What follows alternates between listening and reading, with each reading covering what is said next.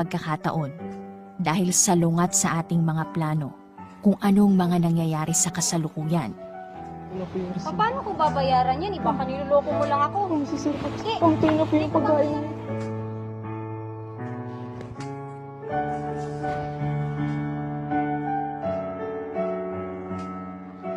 Pero huwag kang panghinaan ng loob.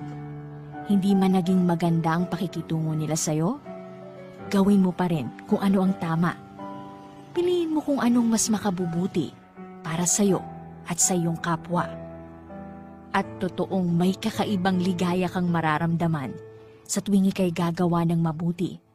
At hindi lang sa atin, kundi maging sa mga nakakita, ay bubuti rin ang araw.